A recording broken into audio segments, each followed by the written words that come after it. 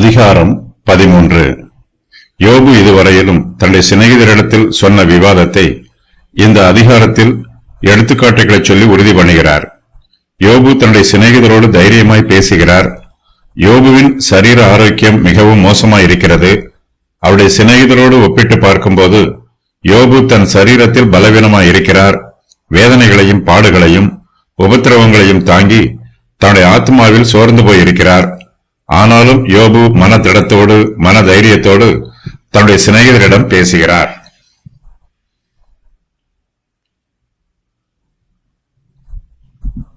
யோபுவின் சிநேகிதர் பட்சபாதமாய் பேசுகிறார்கள். அவருடைய வார்த்தைகளில் உண்மையில்லை. அது நிமித்தமாய் யோபு அவர்களை கடிந்து கொள்கிறார்.